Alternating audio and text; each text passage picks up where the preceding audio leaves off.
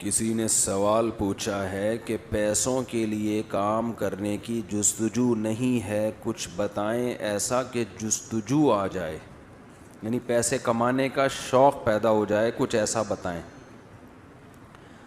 دیکھو، بعض لوگوں کو پیسہ کمانے کا شوق اس لیے نہیں ہوتا، دنیا کو مسافر خانہ سمجھ رہے ہوتے ہیں، ان کو ترغیب دی جاتی ہے کہ بھائی مسافر خانہ تو ہے لیکن آخرت کی تیاری میں پیسہ کمانا بھی داخل ہے۔ پیسے کماؤ گے تو لوگوں کے سامنے ہاتھ پھیلانے سے بچو گے، رشتہ داروں پہ خرچ کرو گے، مدرسوں پہ مسجدوں پہ خرچ کرو گے اور استغنا کے ساتھ زندگی گزارو گے، یہ سوچ کے پیسہ کماؤ۔ بعض لوگوں میں پیسہ کمانے کا شوق سستی کی وجہ سے نہیں ہوتا۔ کس وجہ سے؟ ان کے دل میں پیسے کی قدر تو ہوتی ہے مگر سستی لازوال، وہ ان کو صبح اٹھنے پر، دکان پہ جانے پر اور کھوپڑی استعمال کرنے پر مجبور کرتی نہیں ہے، اتنی سستی ہوتی ہے۔ تو ایسے لوگوں کے جب سر پہ پڑتی ہے، جب معاشی تنگی کا شکار ہوتے ہیں تو ان کی کھوپڑی بیدار ہوتی ہے۔ جب چپت لگتی ہے نا، شادی ہو جائے تو بیوی تانے دیتی ہے، بچے تانے دیتے ہیں، پریشان کرتے ہیں، ابا کچھ تو کھلاؤ۔ ٹھیک ہے، مفتی صاحب کا بچوں پیدا کرنے والا بیان تو سنا آپ نے کہ سپیڈ ہونی چاہیے، پیسے کمانے والا بیان آپ نے سنا نہیں، تو آدھا کام ہوا ہے، آدھا رہ گیا۔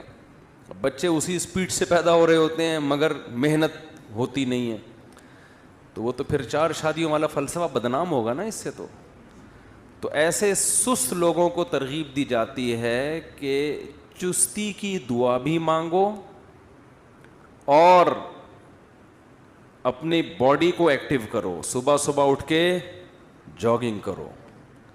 صبح اٹھ کے جاگنگ کرنا اس سے بہتر ایکسرسائز کوئی ہے نہیں، اس سے آپ کا میٹابولزم جو ہے نا بہت فٹ فاٹ ہو جاتا ہے۔